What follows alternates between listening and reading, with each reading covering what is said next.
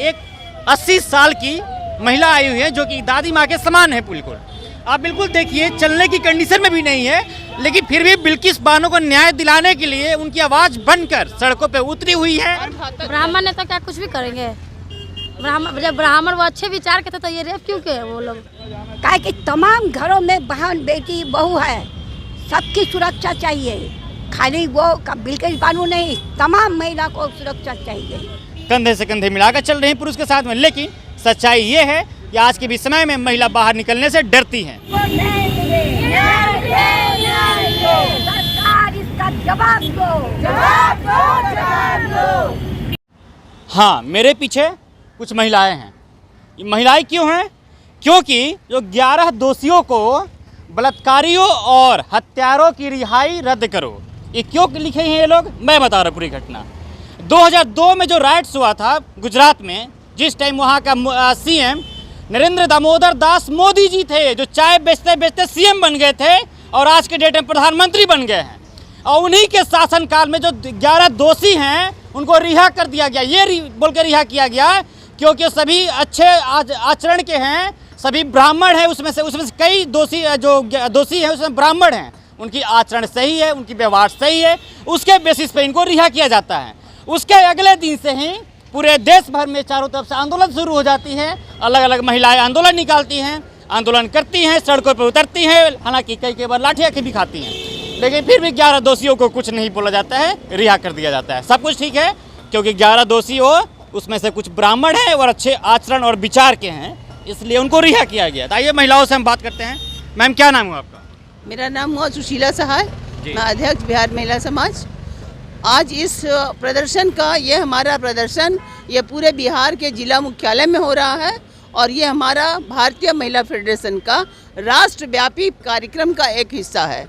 और हिस्सा इसलिए है कि जिस लड़ाई को लड़कर हमने अधिकार हासिल किया, आज बिल्किस बानो के अत्याचारियों को, जो कि आजीवन सजा काट रहे थे, सिर्फ ब्राह्मण के नाम पर उनको छोड़ा गया। इससे बड़ा अन्याय और औरतों का अपमान कुछ हो नहीं सकता। इसलिए हम जिस समय से यह घटना घट के आई है उस समय से हम लोग सड़कों पर हैं और अलग अलग तरीके से इसका प्रोटेस्ट तब तक करते रहेंगे जब तक ये रद्द हो करके सारे के सारे जेल के अंदर नहीं जाएंगे। मैं बता रहा हूँ उनको कब छोड़ा गया।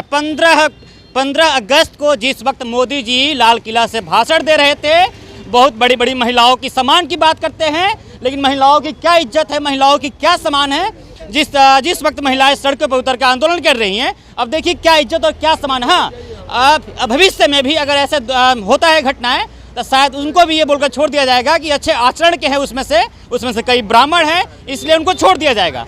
थोड़ा सा और बात करें, मैं उनको ये बोलकर छोड़ा गया उसमें से कुछ ब्राह्मण हैं, अच्छे विचार के होंगे, अच्छे आचरण के होंगे, क्योंकि पंडित जी लोग शायद ब्राह्मण ऐसा काम करते नहीं है, ये बोलकर छोड़ा गया उनको। आप लोगों का क्या विचार है इस पे? मेरा विचार यही है कि उनकी जो सज़ा रद्द की गई है उस सज़ा फिर से चालू किया जाए और जिस देश में बलात्कारियों को फूल माला चंदन टीका आरती से स्वागत किया जाए, उस देश में महिलाएं कितनी सुरक्षित रहेगी? मोदी जी जवाब दे।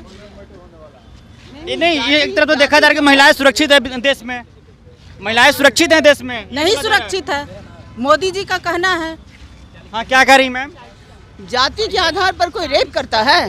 ये जाति के नाम पर जो कि हमें समान है, वहाँ पर जात के नाम पर इस तरह के छोड़ना, इससे बड़ा कानूनी हिंसा और संविधान का हनन तो हो ही नहीं सकता है। तो फिर ऐसा बयान क्यों दिया गया कि जाति के आधार पर उनको छोड़ा जाता है, ब्राह्मण है उसमें से? इसीलिए तो वही तो गलत है, ये और घातक है। क्या कह रही मैम?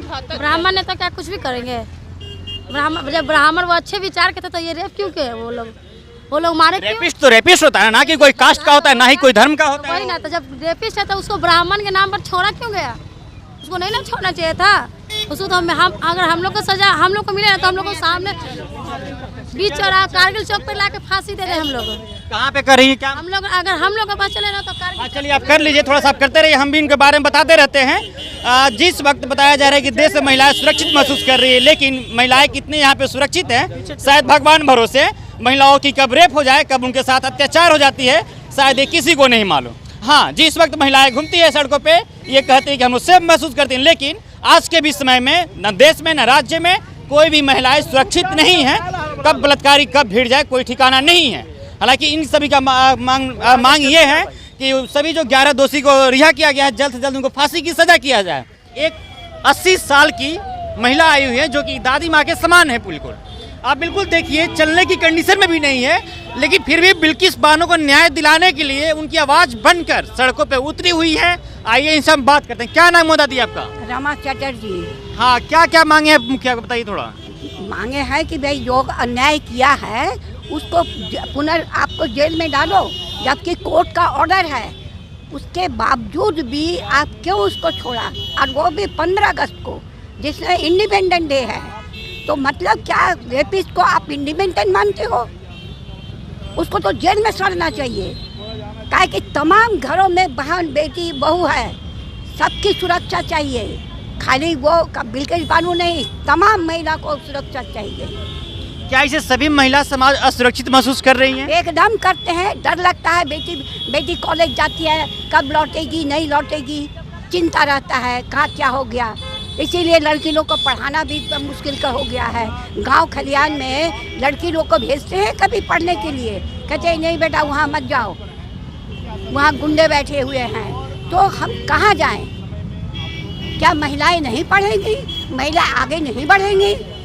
कंधे से कंधे मिला के देश को आज़ाद किया जिस महिला ने, उस महिला को आपने पैर तले दबाना चाहते हो, वो कभी नहीं हो सकता है, कभी नहीं। हाँ, एक तरफ महिला सशक्तिकरण की बात की जाती है, तो आज के डेट में दादी जो बताई हैं, कह रही हैं कि हम सुरक्षित महसूस नहीं कर रही हैं और हम लोग को बाहर निकलने में भी डर लगता है। महिला सशक्तिकरण के बारे में मोदी जी बात करते हैं कि हमारे देश में महिला सशक्त है, सशक्तिकरण है, कंधे से कंधे मिलाकर चल रही हैं पुरुष के साथ में। लेकिन सच्चाई ये है कि आज के भी समय में महिला बाहर निकलने से डरती हैं। तो फिलहाल इस बातचीत में इतना ही। अब बने रहे द पंचायत के साथ, तब तक के लिए बहुत बहुत धन्यवाद।